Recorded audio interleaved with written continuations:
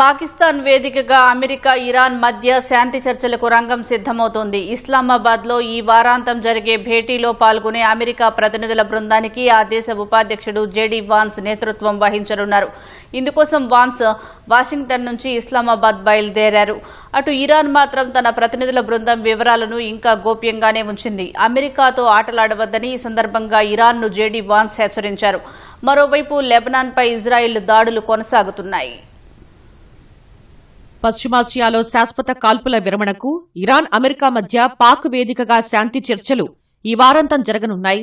America ప్రతినిధుల బృందానికి ఆ దేశ ఉపాధ్యక్షుడు జేడీ వాన్స్ నేతృత్వం వహించనున్నారు. పాకిస్తాన్ రాజధాని ఇస్లామాబాద్ కు బయలుదేరిన జేడీ వాన్స్ ఇరాన్ను ఉద్దేశించి తీవ్ర స్థాయిలో హెచ్చరికలు జారీ చేశారు.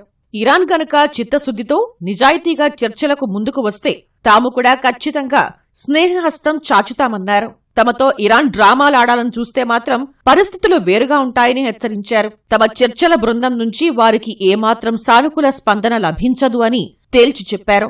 ఈ వ్యాఖ్యలతో ఇస్లామాబాద్ వేదికగా జరగనున్న చర్చలపై సర్వత్రా ఉత్కంఠ నెలకొంది.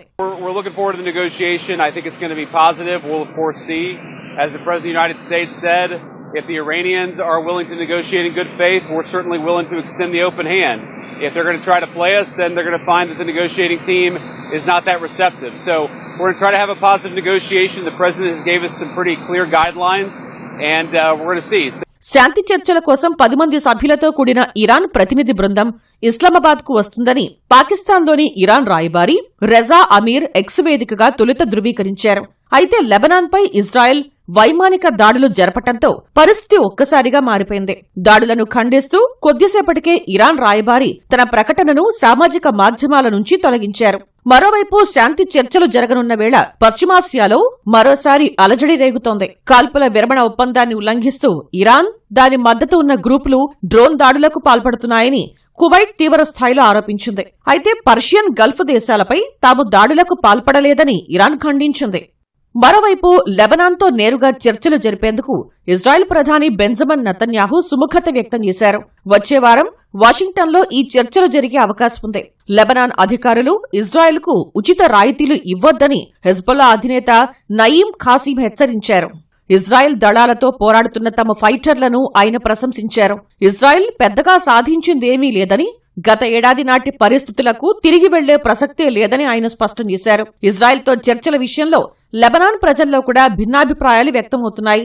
కొందరు చర్చలతో శాంతి వస్తుందని ఆశిస్తుండగా మరికొందరు ఇజ్రాయెల్ ఉద్దేశాలపై అనుమానాలు వ్యక్తం చేస్తున్నారు. ముందుగా కాల్పుల విరమణ జరగాలని, ఆ తర్వాతే చర్చలు ఉండాలని లెబనాన్ వాసులు కోరుతున్నారు. ఇజ్రాయెల్ దాడులతో లెబనాన్లో పరిస్థితులు దయనీయంగా మారాయి. సుమారు 8,74,000 మంది తీవ్రమైన ఆహార కొరతను ఎదుర్కొంటున్నారని ఐక్యరాజ్యసమితికి చెందిన వరల్డ్ ఫుడ్ ప్రోగ్రాం తెలిపింది. ఇజ్రాయెల్ బాంబు దాడులతో సరిహద్దు గ్రామంలోని ప్రజలకు అత్యవసర సాయం అందిస్తున్నట్లు వెల్లడించింది.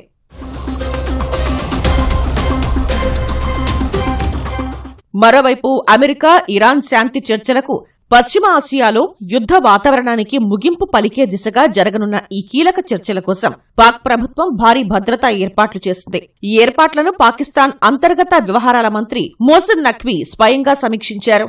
10,000 మందికి పైగా భద్రతా సిబ్బందిని మోహరించారు. వీఐపీలు ఉండే రెడ్ జోన్ ప్రాంతాన్ని పూర్తిగా మూసివేశారు. పరిస్థితిని ఎప్పటికప్పుడు పర్యవేక్షించేందుకు హోంమంత్రిత్వ శాఖలో ప్రత్యేక కంట్రోల్ రూమ్ ఏర్పాటు చేశారు. ఇస్లామాబాద్లోని వివిధ ప్రాంతాల్లో పోలీసులు భారీ స్థాయిలో కూంబింగ్ నిర్వహిస్తున్నారు. నగరంలోకి ప్రవేశించి బయటకు వెళ్లే మార్గాల్లో ప్రత్యేక చెక్పోస్టులు ఏర్పాటు చేసి అణువణువు తనిఖీ చేస్తున్నారు. ప్రత్యేక స్క్వాడ్స్, పెట్రోలింగ్ యూనిట్లతో నగరమంతటా నిఘా ముమ్మరం చేశారు.